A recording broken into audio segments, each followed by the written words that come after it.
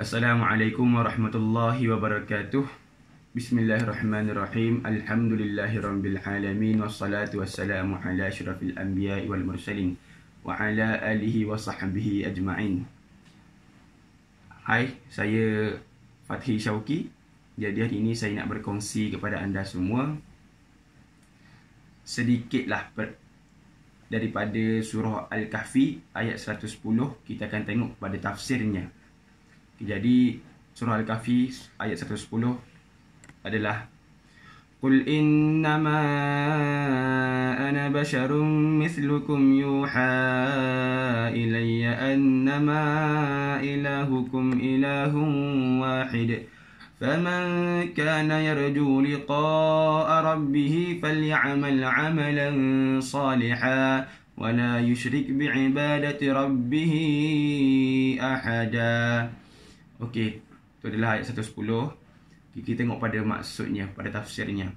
Okey, katakanlah Muhammad, sesungguhnya aku ini hanya seorang manusia seperti kamu. Jadi Allah kata, katakanlah Muhammad, sesungguhnya Nabi Muhammad ini, Rasulullah ni adalah manusia seperti kita. Maksudnya apa? Rasulullah ni, kita dapat rasa marah, Rasulullah juga boleh merasakan marah. Kita merasakan sedih, Rasulullah juga boleh merasakan sedih. Kita boleh rasa lapar, Rasulullah juga boleh merasakan lapar. Sama saja seperti kita.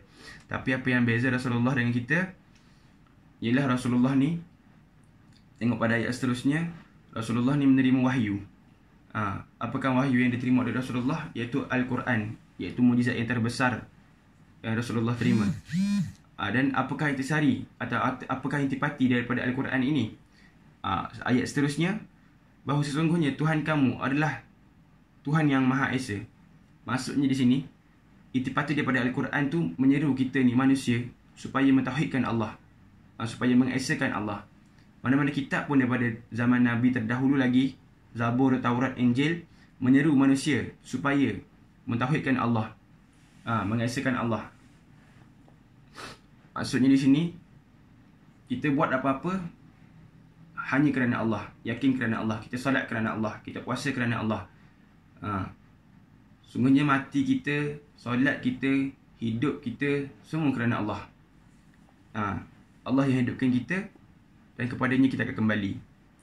Seterusnya, maka siapa yang mengharapkan pertemuan dengan Tuhannya, hendaklah dia melakukan kebaikan dan jangan menyekutukan dengan sesuatu pun dalam beribadah kepada Tuhannya. Okey, kalau kita ni berharap nak jumpa Allah pada akhirat nanti, ataupun kita harap yang Allah suka kita, macam mana kita nak buat? Banyakkanlah beribadat dan jangan sesekali berlaku syirik atau mensyirikkan Allah. Kerana bila kita syirik kepada Allah, sungguhnya yang layak untuk kita hanyalah laknat Allah. Dan ibadat ni bagaimana pula? Ibadat ni banyak. Ada yang wajib, ada yang sunat. Okay, jadi yang wajib ni, contohnya solat, kita buat sesempurna mungkin. Sempurnakanlah solat kita. Solat kita tu, biarlah kita solat seperti mana kita merasakan Allah tu betul-betul berada di hadapan kita, betul-betul kita berhubung dengan Allah. Jadi kita perlulah usaha supaya khusyuk dalam solat. Seterusnya, ibadah sunat. Ibadah sunat ni banyak atas muka bumi ni. Baca Al-Quran, baca hadis Nabi, perkara-perkara yang boleh kita dapat pahala. Apa lagi?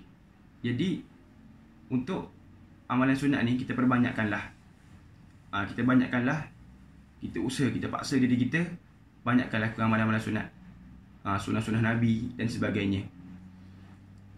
Dan kesimpulannya, pada bulan puasa ni, seperti mana yang semua orang tahu, kita punya amalan ni dilipat kali gandakan pahalanya.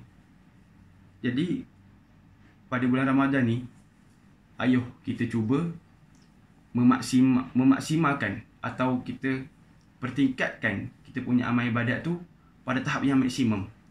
Kita cuba, kita paksa diri kita, kita bermujahadah. Kita cuba untuk melakukan amal kebaikan sebanyak mungkin. Kerana bulan ni sangat special. Sangat special. pahala dilipat kali gandakan, macam-macam ganjaran pada bulan ini. Jadi wallahu alam. Assalamualaikum warahmatullahi wabarakatuh.